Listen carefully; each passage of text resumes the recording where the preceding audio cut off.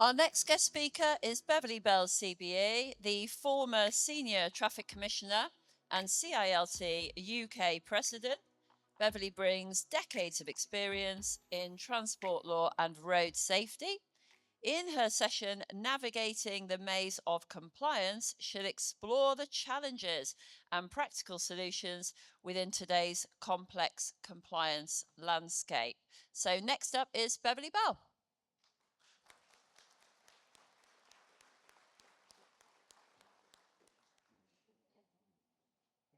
Thank you very much. Thank you. Yeah, thank you, Carolyn. Can you hear me at the back? Never mind. And if anybody sees that jacket, I've left it in a hotel room, and I'd be really grateful. So thank you. So first of all, thank you very much indeed for taking the time out from your busy schedules running commercial vehicles and assisting those who do that to come and listen to what we're going to say today. I want to talk about the maze of compliance because it's not simple and it's not straightforward. And I'm not, because Richard Turfitt's looking at me in the way that only Richard Turfitt can. Mary, yes, I'll share that with you later. I'm not going to talk about the items that you've had discussed this morning, but I just want to say to the two police officers, I am falling slightly in love with you. I do think, wouldn't it be nice if all police officers were as great as those two, working.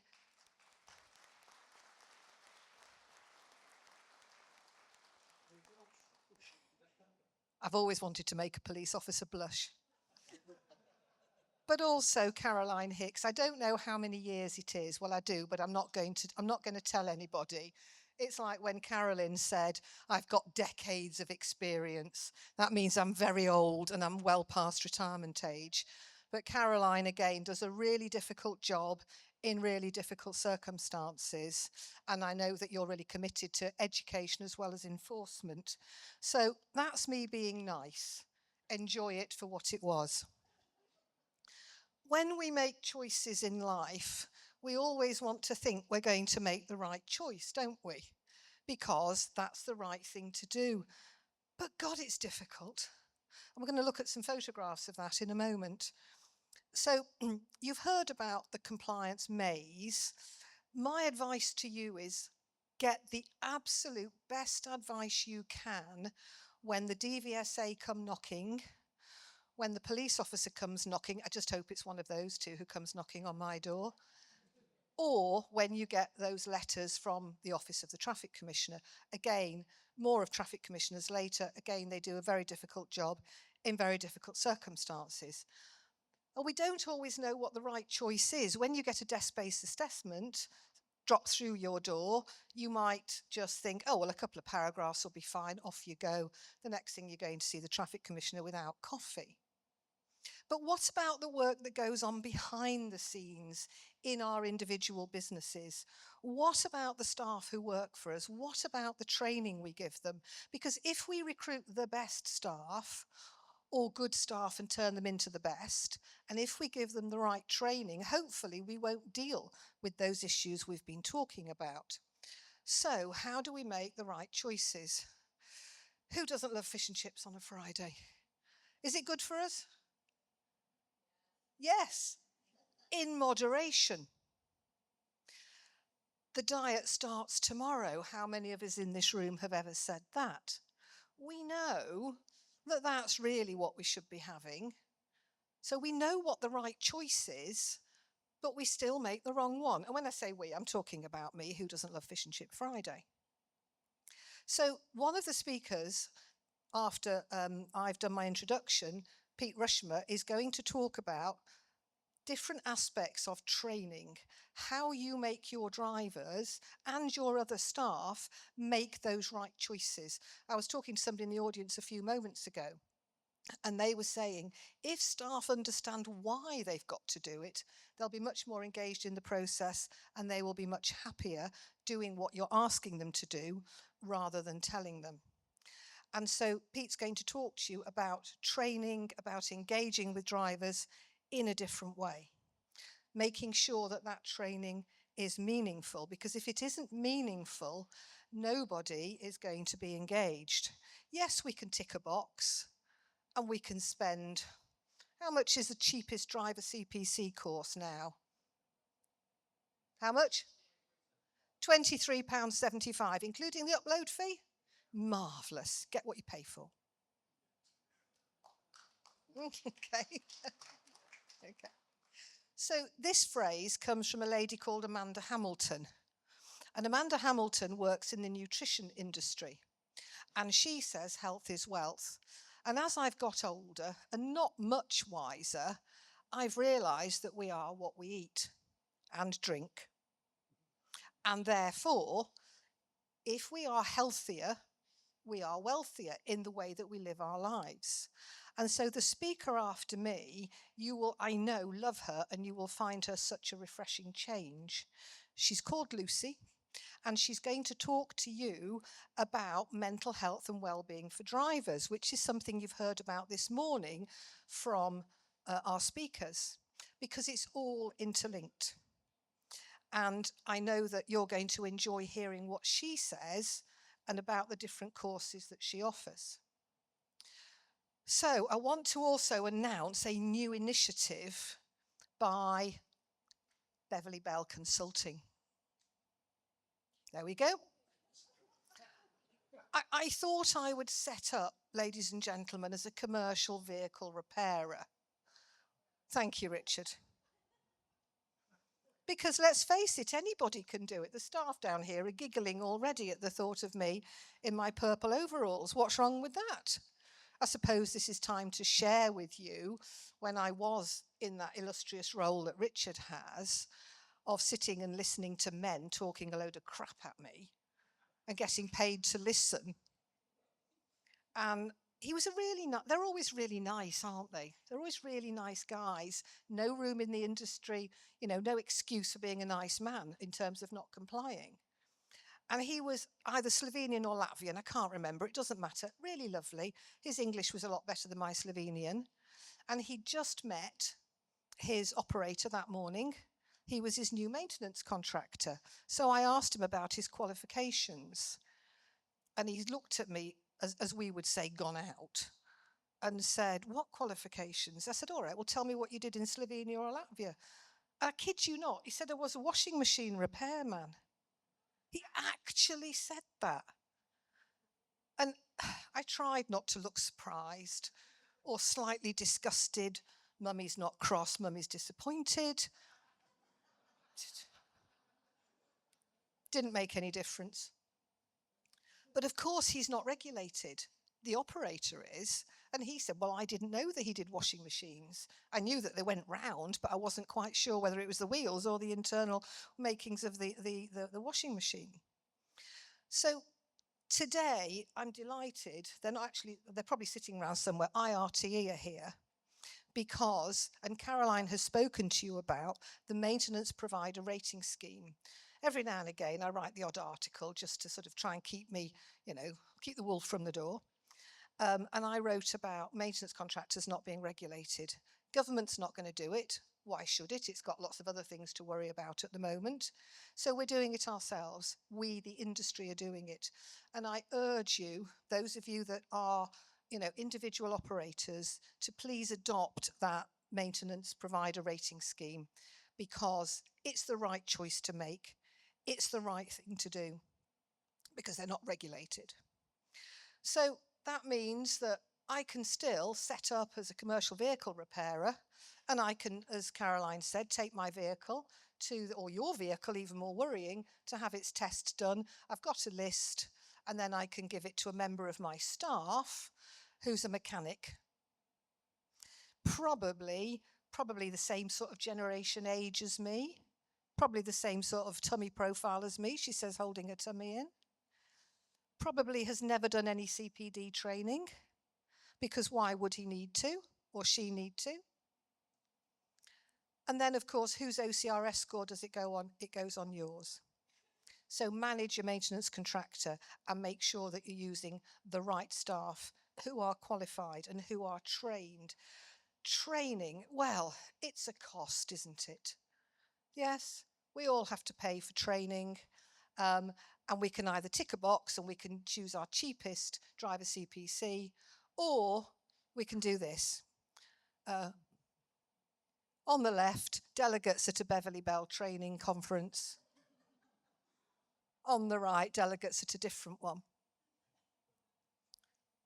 How do your drivers feel when they have to go to a driver CPC day? Positive? Exciting? Skipping around like little puppies going, oh, this is going to be wonderful? You're all shaking your heads. Why is that? What can we do as an industry to make sure that we are delivering the very best training at the right price, not at rock bottom price? We love the trade associations. You know, I love them as equally as I love my children, which is not as much as I used to love my dogs. Dogs love you unconditionally. You don't have to pay to educate them, and they eat what you give them, unlike children. And there's always a place for trade associations. There's always a place for professional membership associations. But in the Bell household, big is not necessarily beautiful. There are hundreds of small, independent consultants and training companies who do a fabulous job. Similarly, there are lots of small, independent consultants who will do a fabulous job of doing an operator license audit. And we all know, and this is a little dig at Richard, but he's going to forgive me, I know he is. In the letters that you sometimes get asking for an audit, it will say to be conducted by the RHA, Logistics UK, or some other bugger. Good. Well, we wrote it together, didn't we? Yes, more of that later. The point is, there are lots and lots of training providers available. There are lots and lots of auditors available. Choose them carefully. Ask them questions. Be really confident in the advisors that you choose to work with, because there are many excellent ones around. And the same with training. What about training? Transport Manager CPC refresher courses, 2 days. You can tick a box. If you're really lucky, you'll go to a provider that says, shall we just go over modules 10 and 17 of the TMCPC course? What, you want money for that? But what are the skills and competencies of a transport manager? Especially with regard to what the two gorgeous police officers were talking about, especially with what you're going to hear from Lucy and what you're going to hear from Pete. And then obviously we've got the lovely Mark Cartwright, who's going to speak later. Well, at least I hope he is. His seat's vacant at the moment. I know he'll turn. Oh, there you are, didn't it? Look, Alison was just cuddling him then. I'm slightly worried. I'm not going to steal Mark's thunder. Again, he's an absolutely excellent speaker. But we've talked here about the regulated fleet. Generally, they're safe. The drivers are the heroes of the hour. What about two other categories? Well, don't get me started about, am I allowed to swear, bloody cyclists and bloody horses and bloody tractors? I used to live in a leafy village in Lancashire, and there was a sign and it said, kill your speed, not a cyclist. I wanted to say why, but I didn't. I'm only joking, ladies and gentlemen, to make the point. But there are two other categories of drivers, and there are millions of them on the road. Car drivers. And of course, we can't legislate at the moment for car drivers in our sector. And lovely van drivers. Don't you just love them? And those of you that operate the authorised fleet will also operate huge numbers of vans. And so it's not just about RO licensed fleets, it's about van drivers and other road users. So here he is, my ex-husband. No, I'm joking. I'm joking. He's far too young. The wrong choice. And here's me when my diet's finished after my transformation via Amanda Hamilton. Can I just tell you, it's only just started. If we do this again next year, I will be looking like that. Making the right choice is sometimes difficult, but it's the better thing to do. We're going to have Lucy talk to us. We're going to have Mark talk to us. We're going to have Pete talk to us, not necessarily in that order. And then after lunch, we're going to have the star of the show. I'm sorry they weren't available, so I've got to make do with Richard Turfitt.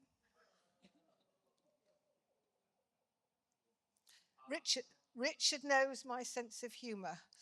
I'm known for being quite a tough old bird, but sometimes I get a little bit emotional and a little bit sentimental. And I want to today pay absolute tribute to Richard.